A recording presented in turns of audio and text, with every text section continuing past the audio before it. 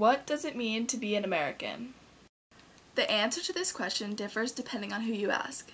Generally, the United States is a place where you can find equality, freedom, and the natural rights of life, liberty, and the pursuit of happiness. This was a belief started by the Founding Fathers and spread to different groups throughout the years of American history.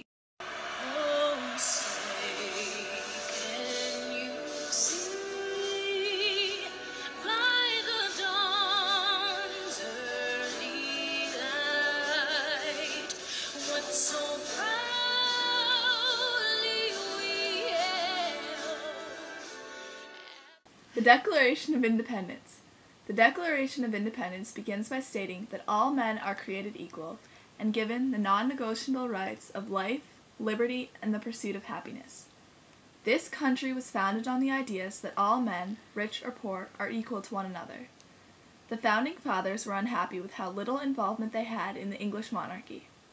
To prevent their posterity from having no say in the government in which they must abide, our Founding Fathers decided the United States of America would be a democracy. They also gave the people the power to alter or eliminate the government if it violates the non-negotiable rights given to them by their Creator. This power would allow the people to prevent the government from encroaching on their rights.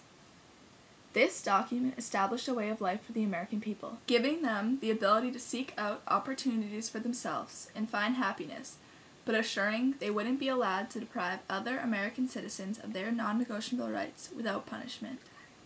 Our Founding Fathers aspired to create a way of life for their posterity that would bring freedom, equality, and a voice in how they live. The Declaration of Independence displays that equality and a voice in the government are part of what it means to be an American.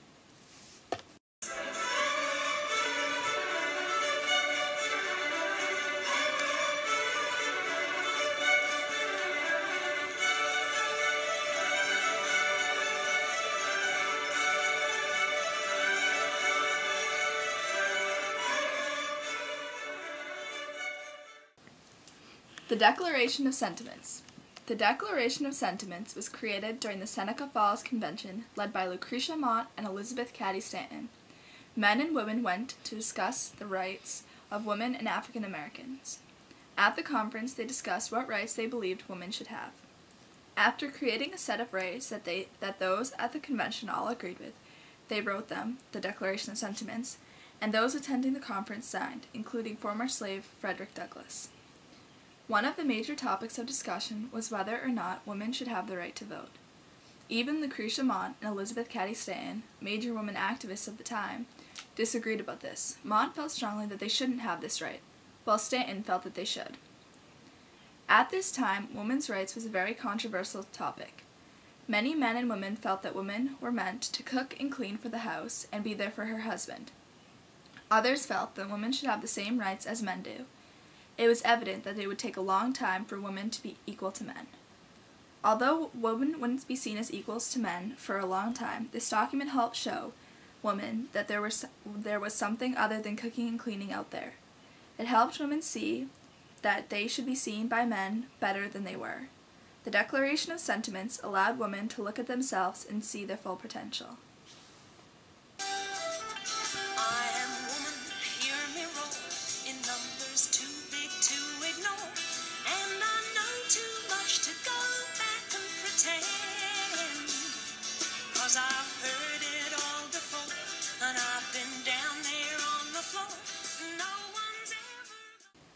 The Emancipation Proclamation. The United States of America was founded on the ideas of equality for all men and the non-negotiable rights of life, liberty, and the pursuit of happiness. Before the Emancipation Proclamation, all men in America were not equal and did not have those rights. African Americans didn't have the rights they were supposed to be given in the Declaration of Independence. The Emancipation Proclamation stated that all men, formerly slaves in territories that were in rebellion against the United States of America, were forever free. Although it only freed slaves in states that had succeeded, these were the first steps in eliminating slavery in the United States. These men, women, and children would no longer be forced to work in farms and houses with no pay, and soon after, slavery altogether would be outlawed in America.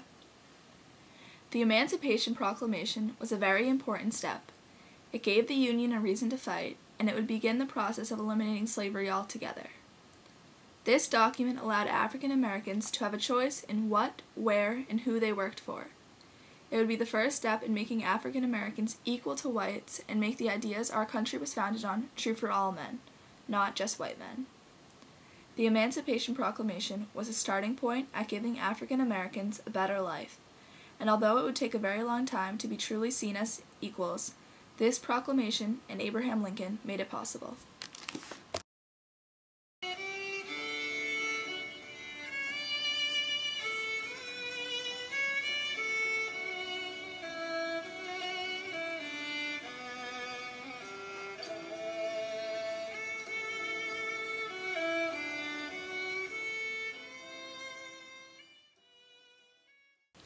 The New Colossus. The New Colossus was written by Emma Lazarus, lies on the pedestal of the Statue of Liberty. This poem encourages those immigrants who are in search of freedom and opportunity to leave their homes and come to the new land. She welcomes those who have struggled, who are poor and homeless, to venture to the new land following the lamp held high by the Statue of Liberty.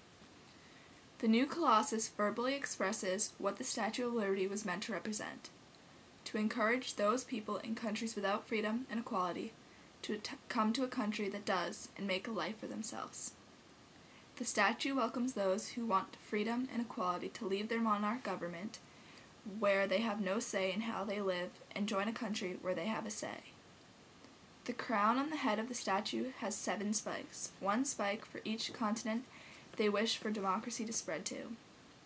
It allowed those who were being persecuted because of religion or ethnicity to come to a country where all religions and ethnicities were welcomed.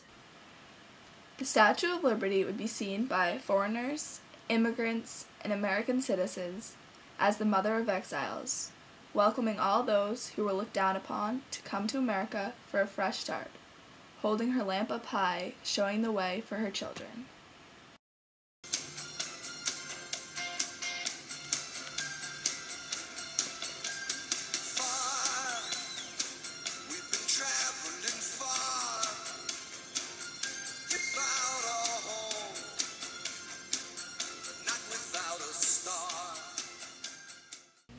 The various groups throughout American history have developed different views of the country. Initial settlers that came over from Europe saw America as a land of opportunity and new resources.